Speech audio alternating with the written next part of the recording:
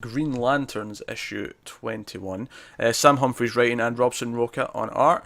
Now, Robson Roca's been good throughout, but the colouring in this issue puts it above and beyond for me. That was one of my big takeaways coming out of this issue, is how much I loved the art in it. I'm the opposite. I didn't. Really? It felt off. It felt like it was all of those panels that we got in Detective, right? That the colors would go muted. Oh, I loved the muted colours. That's what I was loving about it. I know. When you have it to compare against what else is going on, when it makes like a moment, but to have it be the whole issue, especially when this has been so colorful and vivid, to mute this all on this issue. Yeah, I have a similar feeling with this, how I did with Detective last week, where the art is great individually. I think it looks fantastic, but in this run, in this context, it feels out of place and out of tone with what I've come to expect as this book style. I think for me it worked though, because it was kind of an emotional climax, especially for Polaris, like his character in this. One of my favourite pages is probably in his head when his brother disappears and the spotlight's still there. I think what I might have done is I'd have had the Polaris stuff in his head maybe be all muted.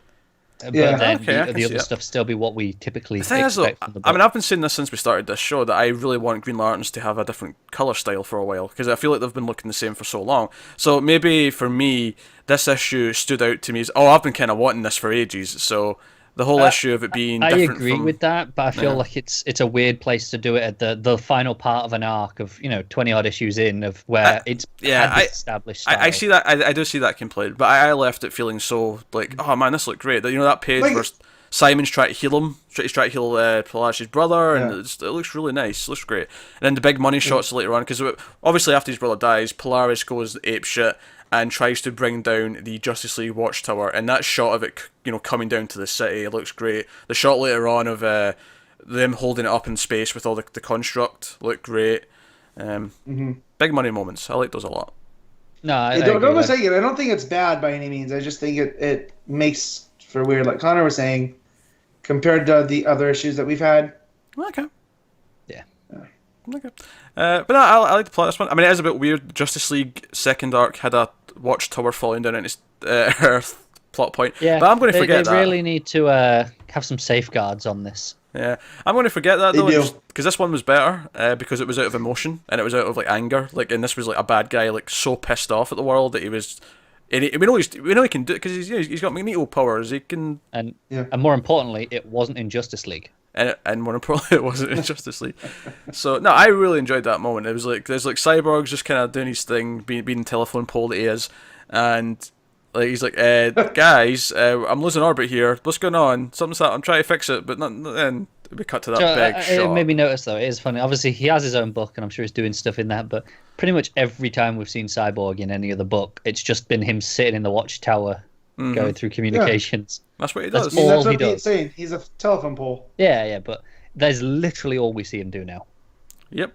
Except I'm sure in his own book, although who knows. But no, I really like the epicness of the Watchtower coming down though, and then them having to work together to hold it up. So that they do their oath, they actually bring out the lantern, say it, and all that. But one of my favourite little panels while they're trying to stop it is there's a panel of them holding each other's hand as they try to stop it. So that was a really nice touch. It was we're really trying to bring our strength together here to stop this because everything's going to shit. Yeah, I also like to say with them doing the oath together, I like that because it's been a long time since we've seen them do this. And obviously at the start they were very grudging that they had to do it together because that was their almost punishment. Yeah. And it's nice to see that now that's not a thing. It's just no, we'll just do this. This is how it is for them. It's just normal. Yeah. No. I actually like this issue a lot. It's probably one of my favourite issues of the book so far. That's fair. Partly because this art's been quite good for the emotional side of things. Does it beat the Jessica, that issue where her anxiety issue? Probably not. That was a really spectacular one, but I enjoyed this one a lot because it had the action, it had the emotion, and of course it leaves us off in some big new. I actually didn't expect this to be the end of the arc because the last scene with Polaris is him saying, "Oh yeah, this is the Green Lantern's fault that my brother's dead. I'm going to go after them," but we're saving that for later. We're putting that on ice for another arc. And that's what I like though, that he still has mental problems, You know, and the Oh, death yeah. of his brother is only going to make it worse. But I like that it was that manifestation of Polaris going, no, no, no, it wasn't your fault. It was the Lantern's fault.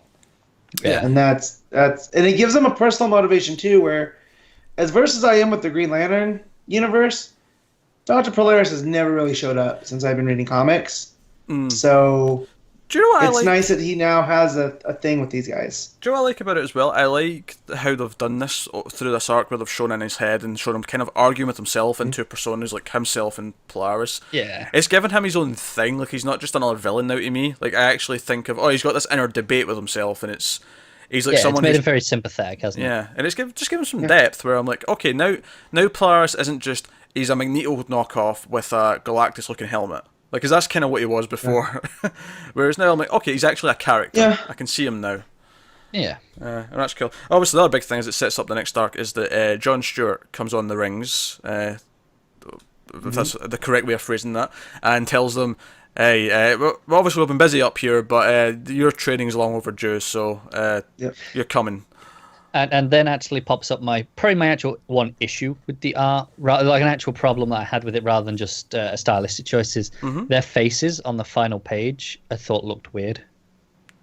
Both of them. Like the actual, just the expressions of, when the rings are taking them. So, they're kind of shitting themselves because they've been dragged into space. Yeah, I just thought the faces looked a little bit weird. Yeah, that's fair. That's fair. I actually see the page before that though with John Stewart talking to them. I actually really like the sort of the green hologram-esque kind of look he's got. I do, except the reason that I don't like it is it's also that on Simon's costume. Like, his uniform has that kind of green glow to it where normally it doesn't. So it kind of muddied it a little bit for me. I can see that, but it didn't bother me. I just take that as the light bouncing off of him, like off the hologram. See, I thought that, but then if you go on like the previous page, it's still got the same sort of color sheen, and it makes it a little bit less good for me because I'd like some more differentiation with the hologram then, because it kind of just looks like the same. Here's my thing though, is I think they look better in this issue than they have previously, so I'm actually liking this look to them. So I kind of just disagree with that on kind of taste. It's not whether it's better or worse. It's just that I'd like some more differentiation between the costume and the hologram. Oh sure, it feels like they're the same, made out of the same, rather than one being a solid. Oh sure, costume. but I'm saying it's a taste thing though. Even that, like, it's a taste that you want that to be different. Like, to me, that's not a thing. It's not an issue because to me, the suit and the hologram are both made out of the same green energy. Yeah, but one is supposed to have a physical presence, and one is a hologram. So I don't know. If we're splitting hairs at that point, though. It's also this weird technology. It runs off of willpower. Exactly.